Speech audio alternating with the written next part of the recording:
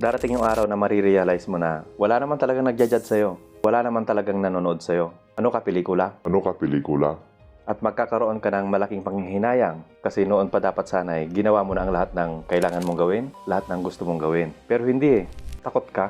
Pero yung takot na yan ay nakabase sa isang idea na ang mga tao ay nakafocus sa'yo, naka-attention sa'yo.